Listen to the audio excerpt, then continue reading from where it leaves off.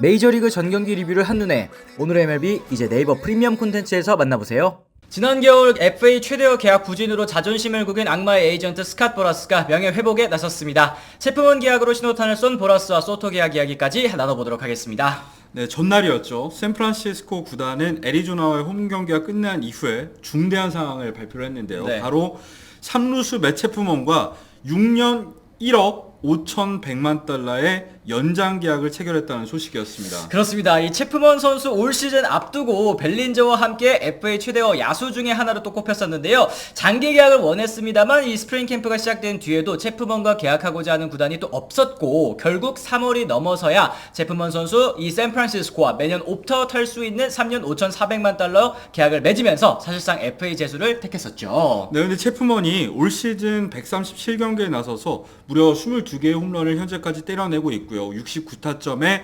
타율은 2할 4푼 7리입니다만 OPS가 0.779. 사실 올 시즌이 투고 타자라는 걸 생각했을 때는 타격 성적 역시도 준수한데요. 뭐 클러치 상황에서 성적이 조금은 아쉽다 라는 분들도 계십니다만 전체적으로 살펴봤을 때는 준수한 타격 능력에 더해서 4차례 골드글러브를 이미 수상했던 수비 올 시즌 다시 반등에 성공을 했거든요. 그렇습니다. 네, DRS 같은 경우에도 플러스 13점, OAA도 플러스 7을 기록을 하면서 WR 기준으로 했을 때 4.5승. 이게 호세 라미레즈에 이어서 메이저리그 전체 3루수 중에서 2위에 해당하는 성적입니다. 그렇습니다. 뭐 체프먼 선수 같은 경우에도 샌프란시스코 생활에 크게 만족감을 드러냈었다고 하는데요. 선수 측에서 먼저 잔류 의사를 구단에 내비쳤고 구단도 이에 응하면서 이례적인 사실 시즌 중에 연장 계약이라는 거 굉장히 또 이례적이지 않습니까? 이게 또 체결이 됐죠. 네, 체프먼의 연장 계약의 세부 사항을 살펴보면 일단 옵트아웃은 이번에는 껴있지 않습니다. 그리고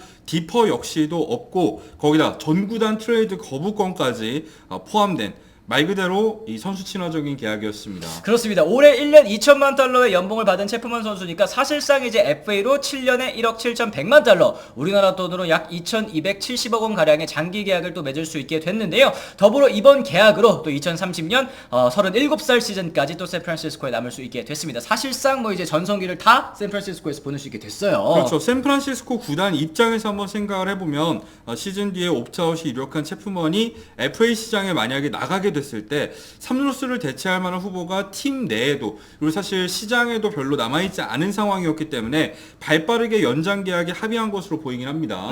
이번 FA 시장에서 수준급 3루수는 사실 체프먼을 제외하면은 휴스턴의 브래그먼밖에 없는 상황이었거든요. 그렇죠. 그런 상황에서 팀이 최선의 선택을 내렸다라는 평가가 있기도 합니다. 그렇습니다. 이제 체프먼 선수의 계약으로 또 다른 보라스 소속 대형 FA 그리고 이제 샌프란시스코에서 같이 뛰고 있는 스넬 선수의 거취에도 또 관심이 모였는데요. 스넬 역시도 또 장기 계약을 맺지 못하고 샌프란시스코와 옵트아웃이 포함된 2년 6,200만 달러의 계약을 맺었었습니다. 네, 하지만 스넬 같은 경우에는 몸을 제대로 만들지 못하고 시즌에 임하다 보니까 6월까지는 부상과 부진을 반복하면서 6경기에서 평균 자책점도 9.51밖에 되지 않는 상황이었거든요.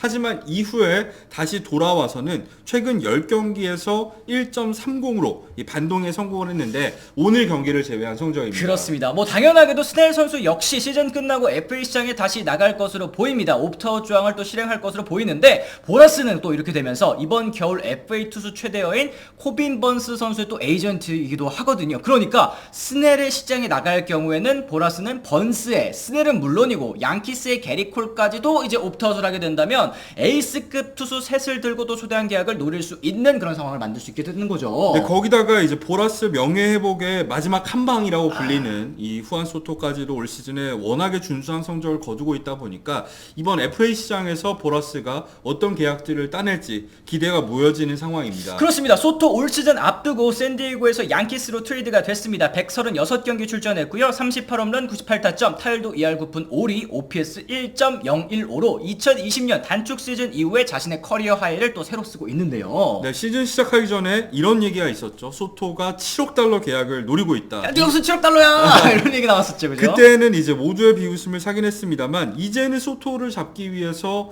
현지 매체의 예측에 따르면 기본 5억 달러 그리고 6억 달러를 넘을 거라고 보는 전문가들도 있는 상황입니다. 그렇습니다. 실제로 지난 6월에 ESPN이 각 구단 고위 관계자, 에이전트, 해설위원 총 28명을 대상으로 한 선물조사에서요. 17명은 소토가 초객 5억 달러 이상을 받을 수 있다고 예측을 했고 그 중에 3명은 6억 달러 이상도 가능하다라고 지켜본 것 같더라고요. 네, 그러면서 이제 소토의 행선지에 대해서도 여러 구단들이 주목을 받고 있는데요. 최근에 MLB.com 같은 경우에는 소토의 예상 행선지로 양키스 잔류와 그리고 또 뉴욕 매츠 왜 넣었는지 모르겠지만 워싱턴의 샌프란시스코 등까지 거론을 하긴 했습니다. 그렇습니다. 사실 잔류한다면 양키스 잔류 가능성이 제일 또 높을 것 같고 그 경쟁 구단이 있다면 또 이제 뉴욕의 또 다른 구단 이 매치가 좀 있을 것 같은데 양키스 입장에서도 소토를 놓칠 수 없는 이유가 또 뚜렷하지 않습니까? 그렇죠. 사실 올 시즌에 이 저지와 소토 같은 경우에는 양키스 역사에서도 보기 드문 이 다이나믹한 이 듀오의 성적을 보여주고 있는 상황 아니겠습니까?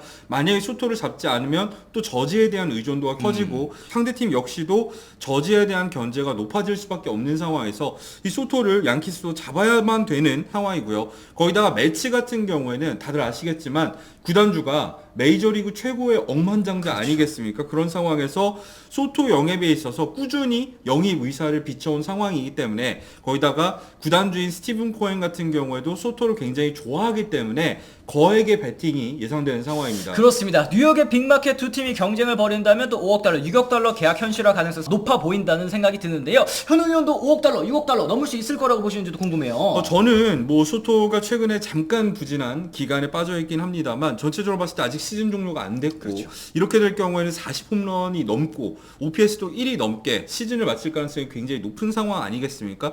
이런 상황에서 가장 중요한 거는 소토의 나이거든요. 소토가 올해 25밖에 안 됐어요. 그러니까 일반적으로 FA가 되는 선수들은 30살 근처쯤에 FA 자격을 얻는데 소토 같은 경우는 20대 중반이기 때문에 중간에 옵트아웃이 붙긴 하겠지만 최대 14년 계약 이렇게 장기 계약까지 노릴 수 있는 상황이잖아요.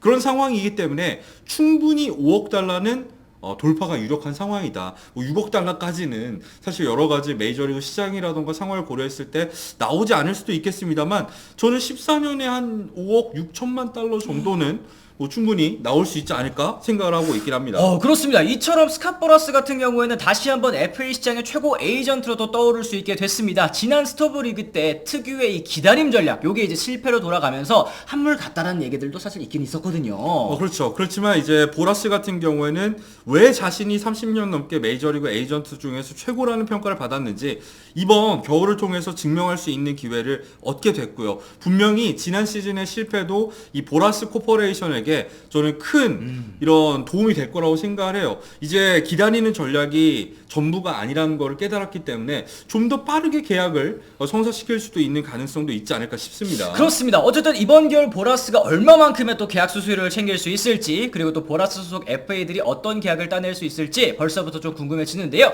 여러분들께서도 여러 가지 또 의견 있으실 것 같습니다. 일단은 가장 많이 예상되는 댓글 소토가 무슨 6억 달러, 7억 달러 하지만 5억 달러는 지금 유력한 그런 상황까지 왔다라는 거 여러분들께서 좀 아셨으면 좋겠고 댓글을 통해서 여러 가지 좀 의견 남겨주시면 또 좋을 것 같습니다. 오늘 저희 영상 또 유익하다고 느끼셨다면 좋아요, 구독, 알림 설정까지 꼭 부탁을 드리고요. 저희는 또 다른 소식과 함께 돌아오겠습니다. 지금까지 시청해주신 분들 모두 감사합니다. 고맙습니다. I'm ready to go. I'm ready to go.